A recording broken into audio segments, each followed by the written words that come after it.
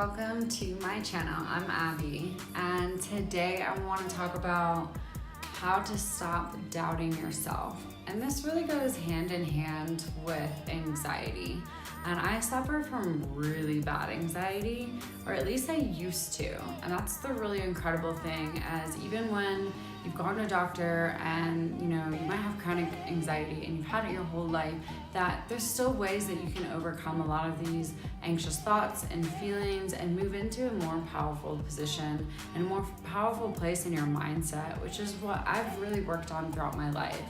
So to give you kind of like an example of like where I've come from, my anxiety used to be so bad that literally it would cripple me. There was some days I felt like I couldn't even get out of bed because I was just anxious to even exist in the world. And that to me like blows my mind. And I know that there's other people out there that are kind of having the same experience. And I don't really label myself as an anxious person anymore. I know that I still suffer from a lot of anxieties, but it's not really a part of my personality or a characteristic that I would use to describe myself, because when I start labeling myself as an anxious person, it opens me up to all the rest of the anxieties in the world. It opens your brain to the possibility that you can keep having these anxieties. It's just a part of yourself. But when you stop labeling yourself as an anxious person, you're already putting some separation between you and your anxiety that's putting you in a more powerful position to make some mindset shifts. And it's totally cool, like every person is gonna experience anxiety. And I'm not saying that I don't experience it anymore. I just wouldn't use it to describe my personality, because that space has allowed me room to stop having that anxiety and for it to not be a constant aspect of my life. But when it comes to doubting yourself, a lot of the time it has to do with like these negative thought patterns that we're telling ourselves, and we're feeling defeated. Sometimes before we've even begun, we feel defeated. We feel scared. We feel like we're not good enough. We feel like it's just not going to work out for us. And these are all anxious thoughts that, a lot of people are having a lot of the time. So one of the number one things that I do to stop doubting myself is I welcome everything into my life. The good, the bad, and the ugly, as the saying goes. Super lame, I know. But seriously, when you allow everything to just come into your life and you accept it as it is, it puts you in a powerful position, because we let the good things into our life and everyone's like, yeah, that's the easy part, it's a good thing. But what if it's something bad? That's when we start having doubts about things and we start feeling like maybe the world's out to get us and we're being attacked or whatever. But if you can change your mindset and allow those bad things into your life too, as they are, and realize that there's a lesson there for you. There's something that you can learn from this. You can own up to a part of yourself potentially and figure out what you need to work on. So for me, I know that relationships are very challenging for me. I've had a really rough time learning to communicate in a healthy way in relationships and having healthy boundaries. So my immediate reaction when something's going bad in a relationship is to start saying all of these negative self-defeating things in my mind about, oh, this isn't gonna work out, maybe this person isn't right for me, and blah, blah, blah, or maybe I need to work on this, or maybe I'm not good enough, and just no. That bad thing, allow it to come into your life. Let's say it's an argument. What can you learn from that bad thing? What's the lesson there? What's something that like you can work on? The big thing is that you want to own your weaknesses, because when you do, that puts you in a really powerful position to start growing, adapting, and changing and becoming the more confident woman that you want to be, rather than letting these anxieties control you. Another thing is that when you go through these bad things, you learn something about yourself. And then when you have this knowledge is power. So when we know how we are reacting in things and we're seeing this pattern, it puts us in a powerful position to change those things and to learn and to grow and to be just overall a better human. And when we start doing better for ourselves, when we've seen that bad thing, we've looked it in the eye and we took it as a lesson, and then we use that lesson in a powerful way, you know how much confidence you're gonna have, and a lot of those anxious thoughts that you were having before that immediately start to come during that bad thing, you're not gonna have them anymore. You're gonna start to look immediately for that lesson. And that's really, really amazing, because listen to our next thing, which is cut through the bullshit. So a lot of us, I think, love being dramatic, and we love bullshitting, and we love being the victim. And that's not a judgment against you or really anyone in particular.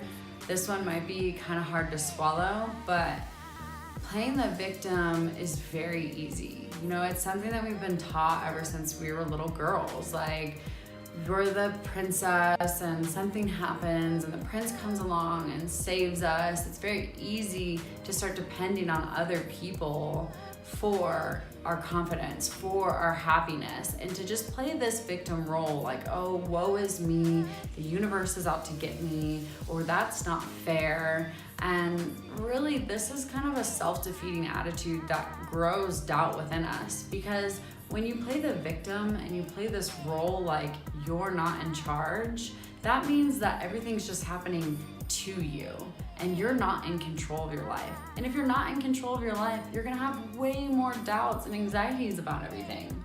So the really big thing is you wanna step into a place where you realize you are in control of everything in your life.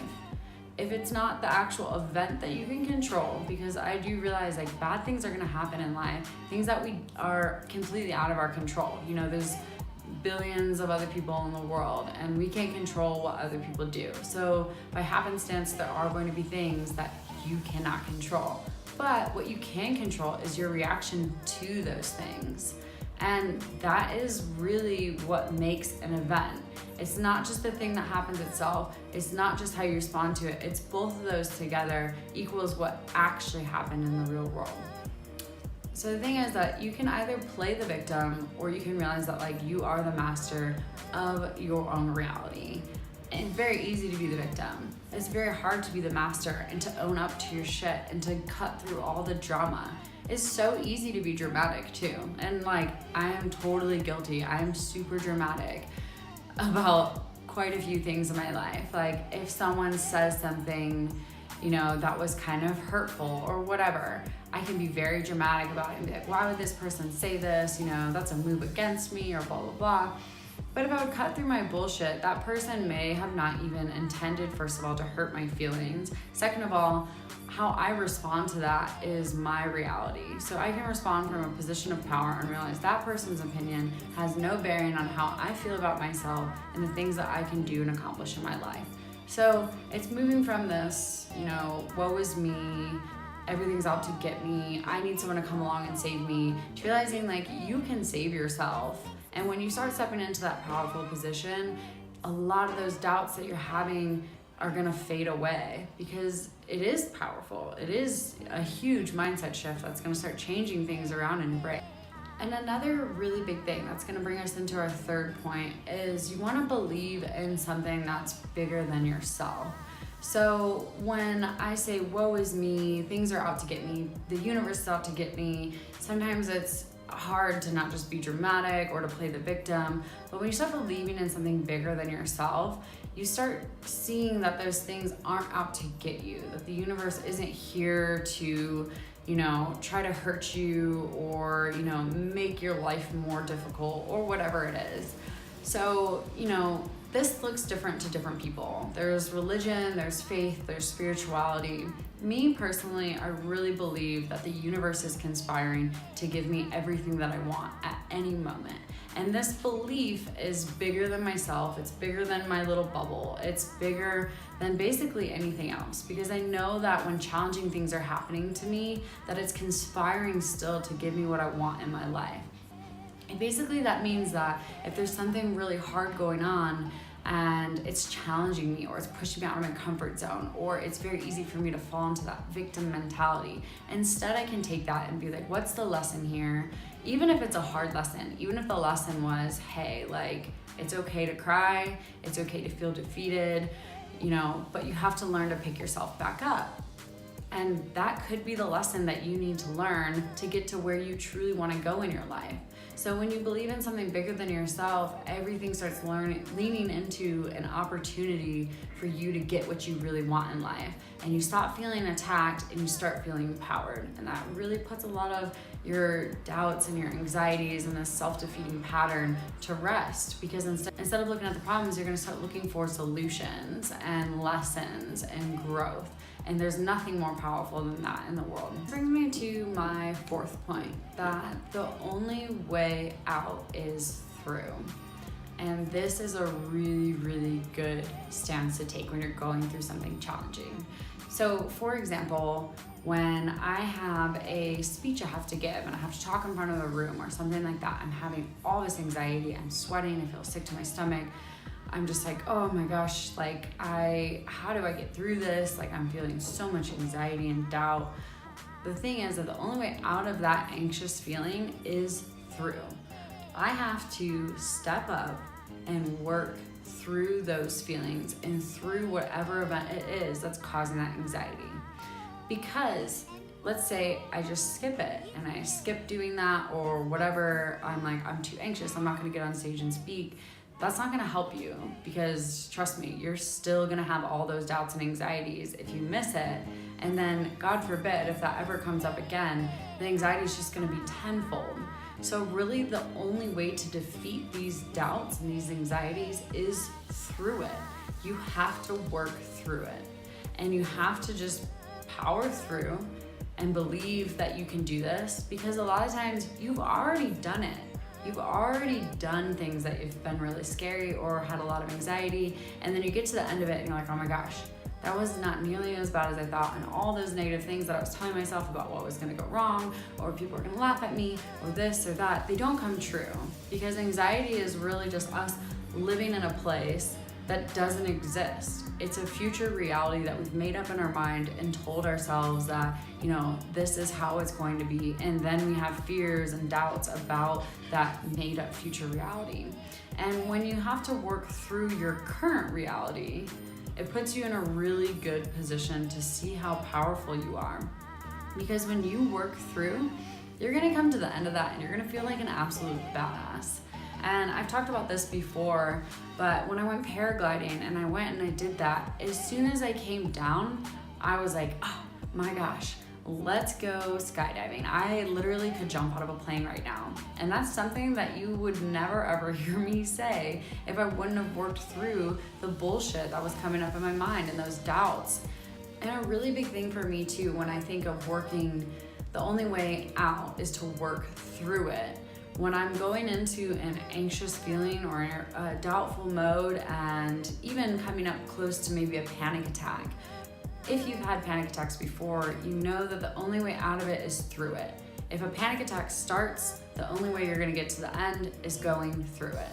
And what I would like to do now before going into a panic attack, which luckily after doing lots and lots of mindset work, I hardly ever have panic attacks. I actually right now, I can't even think of the last time I had one, which is crazy because I used to suffer from them all the time.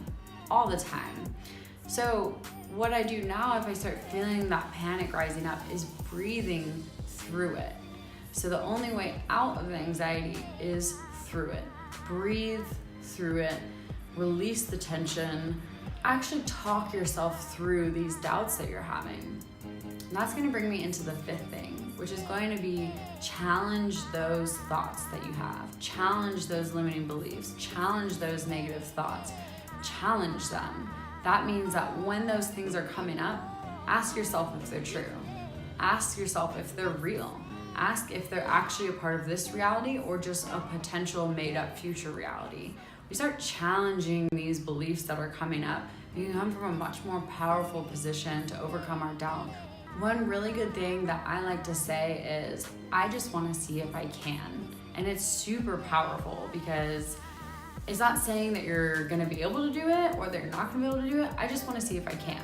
Let's just see if I can do this. And that's it. You don't need to be perfect. You don't need to be great. There doesn't need to be a destination at the end that is set in stone, that this has to go this way. It's just, I want to see if I can do it. That brings me into my sixth thing. Always do your best. And the thing is, when you're out here and you're doing your best, if you know, like, hey, I'm not being lazy, I'm not making excuses, and I'm just doing the best that I can, no matter what anyone else has to say about you, and there will always be people who have something to say, and that's really none of your business, because if you've done the best that you possibly can, you're coming from a confident position that, hey, that was the best, and even if it wasn't good enough, it doesn't matter, because that was the absolute best. You have no reason to turn around and feel guilty or feel bad. Let's say your best wasn't good enough for whatever it was that you were trying to accomplish. Then you can turn around and look at, what can I learn from this? How can I improve and how can I grow? How can I make my best better?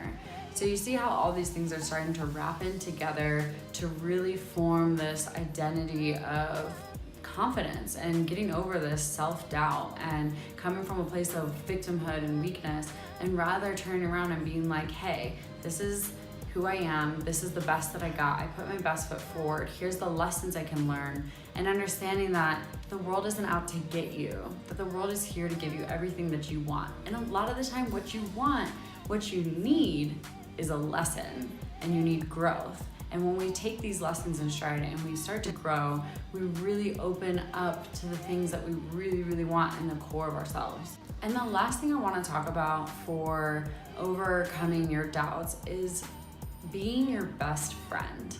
So if you come from a place where you're negative talk in your mind, I'm not good enough, I'm not skinny enough, I'm not pretty enough, whatever those self-doubts are, you're being mean to yourself. And when you're being mean to yourself, you can't trust yourself. You're not gonna feel confident, you're not gonna feel that love for yourself, you're not gonna trust yourself when you make decisions.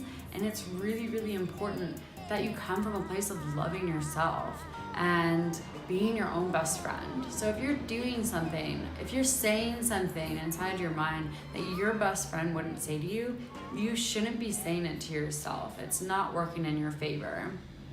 And this self-care and self-love are so important. And we also have to understand that those are gonna look different on different days. So if it comes to something like food, I try to eat healthy fruits and vegetables and natural foods and organic and this and that. And that's me self-care and taking care of myself.